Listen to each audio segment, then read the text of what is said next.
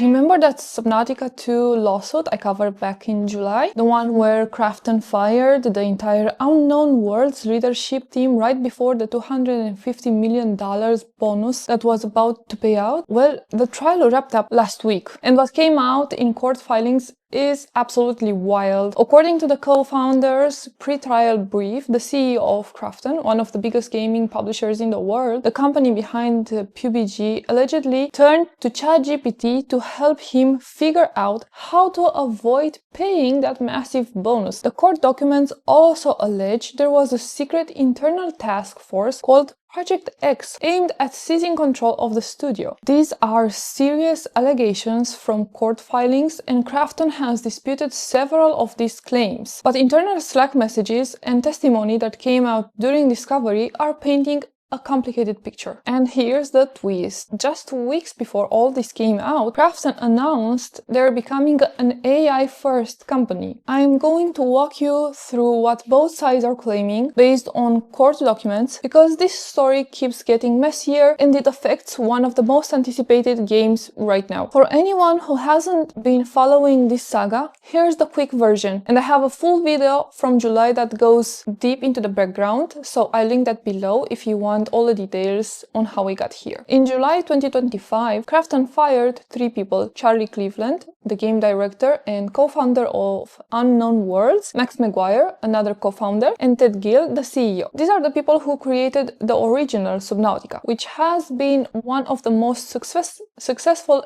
indie games of the past decade. They were fired effective immediately and replaced by Steve Papotsis, who previously worked on the Callisto Protocol. The timing was suspicious because these 3 co-founders were set to split a $250 million performance bonus if Subnautica 2 hit certain sales target by the end of 2025. That's 90% of the total earnout pool going to these 3 executives. The founders said the game was ready for early access in 2025.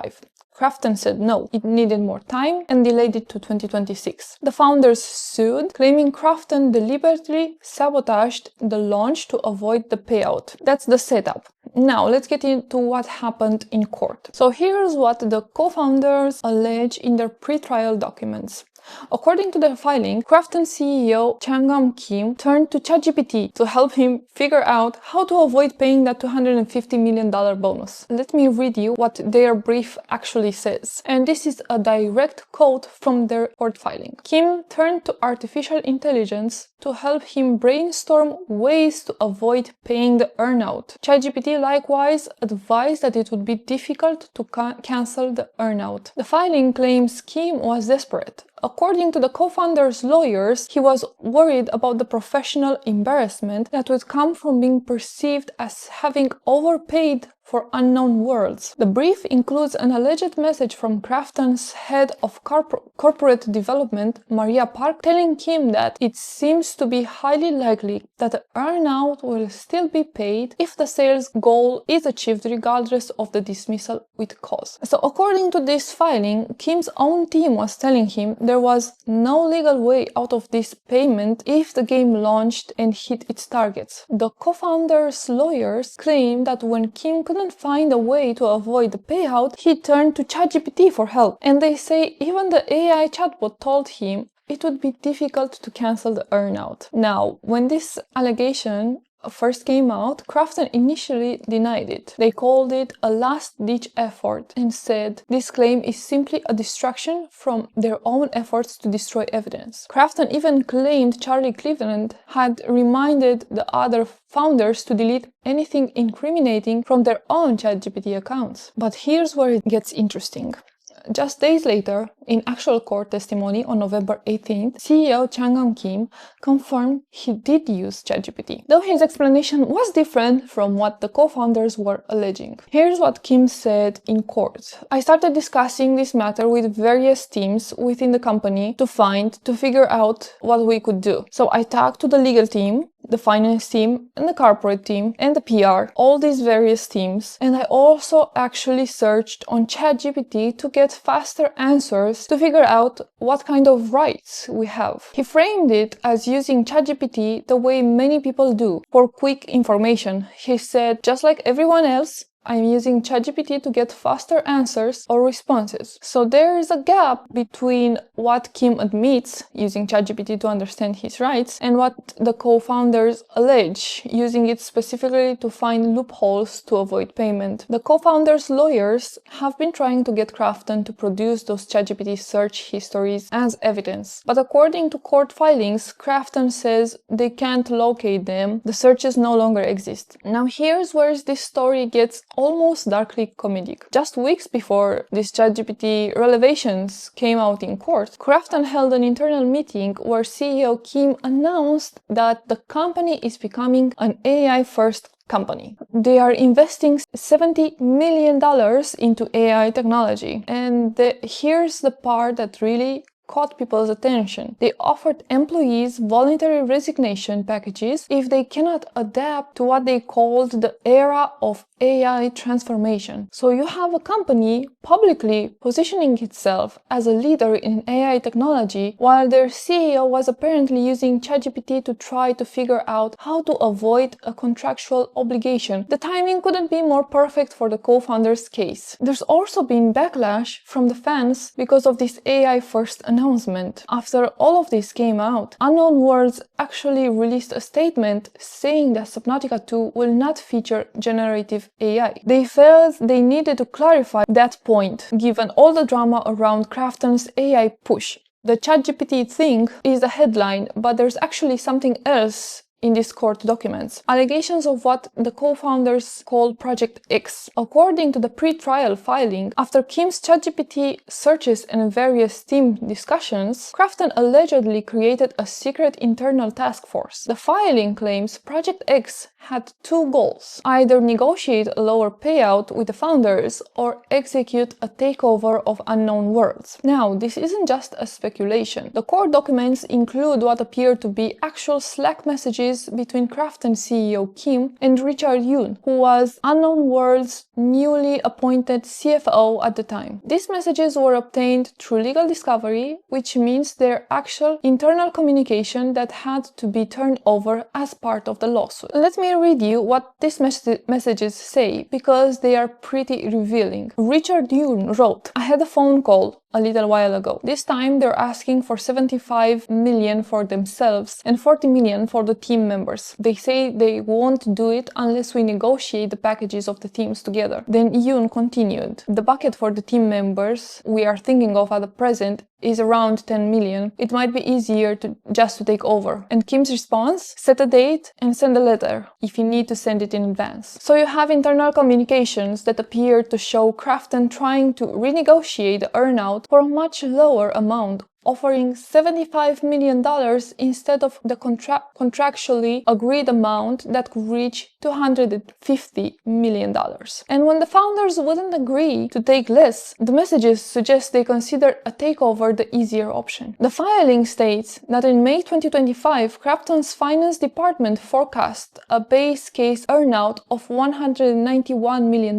According to the co-founders' lawyers, that's when Krafton needed a way to cancel the earnout. Here's another detail from the documents. After a milestone review in late May, Krafton's own creative director, Hyung-Yu Park, allegedly agreed that Subnautica 2 should launch into early access in August 2025 as planned. According to the filing, he reportedly told Kim that firing CEO Ted Gill would add 2 years to the length of the development period. So the co-founders claim that Krafton's own creative director was saying the game was ready and that firing the leadership would severely delay development. But Kim went ahead with the terminations anyway. Here's something that even confused the judge in this case, according to the court proceedings. Krafton has changed its legal argument about why these three co-founders were fired multiple times throughout this legal battle. Originally, in July, Krafton's termination notices said the founders were fired because Subnautica 2 wasn't ready for release. They claim the founders wanted to launch an unfinished game just to secure their bonuses. Krafton publicly stated that the game falls short in terms of content volume and needs more development time. Krafton also confirmed the authenticity of a leaked internal milestone review document that showed cut content, 2 biomes, a Leviathan type, multiple creatures, tools, a vehicle, character customization features, and 6 hours of story content had been removed or delayed from the planned early access version. But then in September, during the discovery phase of the lawsuit, Krafton shifted its legal strategy. They dropped the game wasn't ready argument. Instead, Krafton pivoted to claiming that the founders have deceived them and had downloaded confidential files before their termination. They accused Cleveland of downloading 72,140 files, Maguire downloading 99,902 files, and claimed they took what essentially amounts to a blueprint for Subnautica. The issue here is timing. This file downloading allegation only surfaced after the termination had already happened, so it couldn't have been the original reason they were fired. According to PC Gamer's coverage, during a court hearing, the co-founders' lawyers called this seismic shift in the case and said it was a little bit bewildering. The judge, Lori W. Will, reportedly agreed, noting that the game's readiness is precisely what was cited as the reason in Krafton's original answer. The co-founders' legal team argues in their filing that Krafton is throwing out different theories in hopes that one might stick. Krafton, for its part, maintains that all of these issues are interconnected and justify the terminations. Beyond the legal drama, this situation has reportedly had real consequences for the people working on Subnautica 2. According to the co-founders' court filing, Krafton's own internal report documented the damage within unknown worlds after the firings. The brief quotes the report as showing employees cited a significant lack of trust in Krafton, frustration that support for Subnautica 2 had been pulled in the weeks before launch, and fear that anyone who pushed back could be fired. The filing states, the open, transparent culture that defined Unknown Worlds and fueled its open development success gave way to silence and unease. Keep in mind, Unknown Worlds has fewer than 100 employees. This is a small studio where everyone knows each other, and the 3 people who founded the company and created the original Subnautica were suddenly gone. Charlie Cleveland, in his public statement back in July, talked about his history with the company. He founded Unknown Worlds in 2001 to make a Half-Life mod called Natural Selection. That was over 20 years of building this studio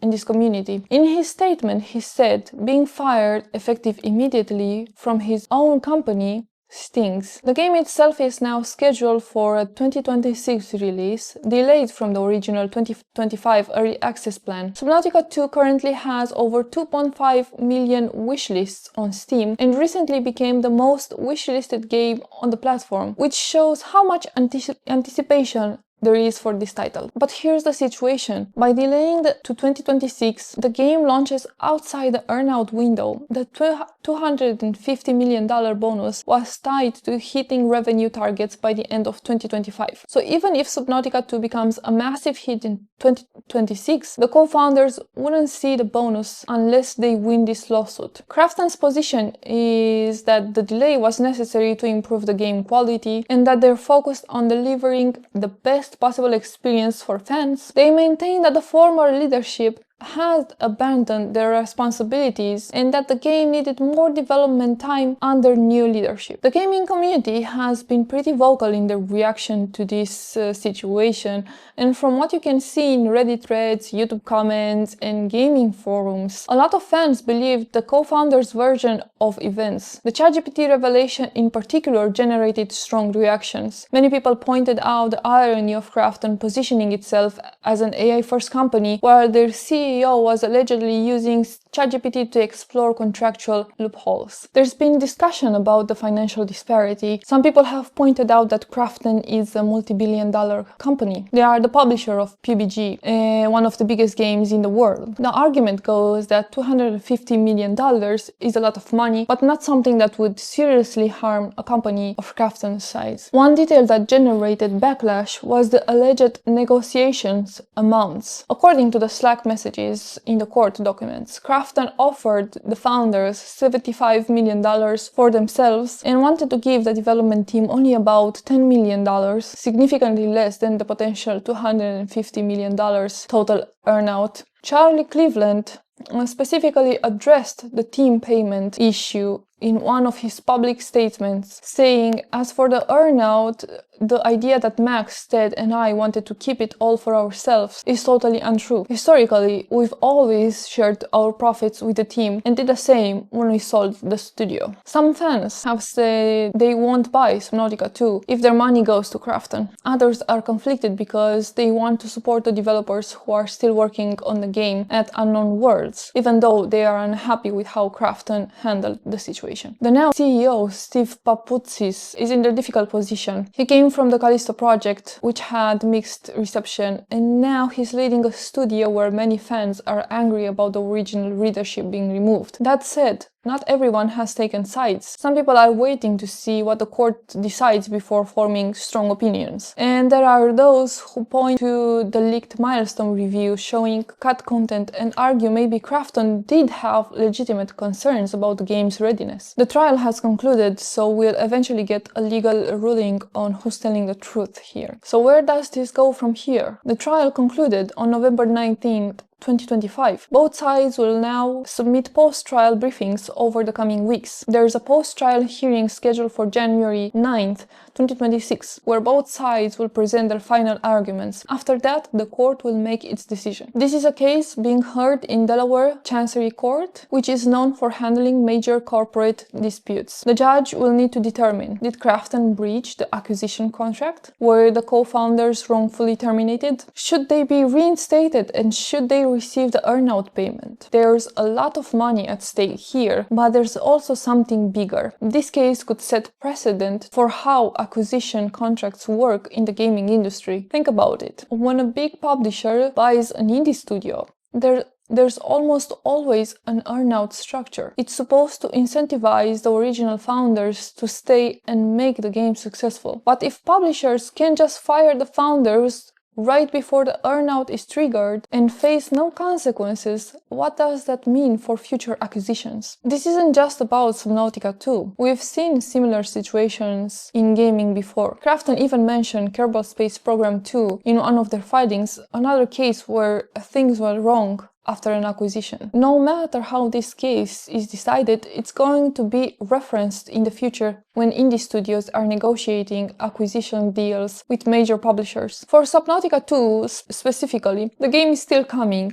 It's scheduled for early access in 2026 on PC and Xbox Series X and S. The development team is still working on it, but the shadow of this legal battle is hanging over what should be a really exciting release for fans of the original game. This story has everything: corporate drama, an AI twist that's darkly ironic given Krafton's recent announcements, internal Slack messages that leaked through Discovery, and a passionate fan base caught in the middle. The ChatGPT angle is fascinating because it shows how even CEOs of major companies are turning to AI, though there is big difference between what Kim admits using it to understand his rights and what the co-founders allege using it to find loopholes. What's important to remember is that right now we have two very different versions of events. The co-founders paint a picture of a publisher trying to avoid a contractual obligation. Krafton says they had to make difficult decisions to protect the game's quality after the leadership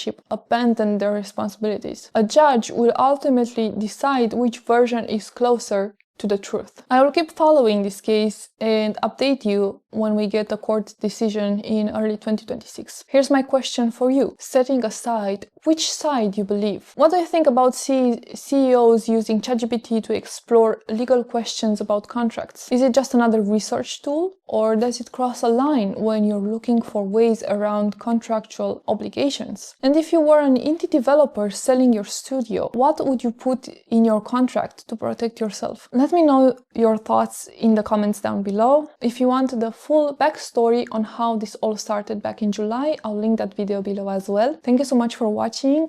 I'm Laura, and I will see you next time. Bye.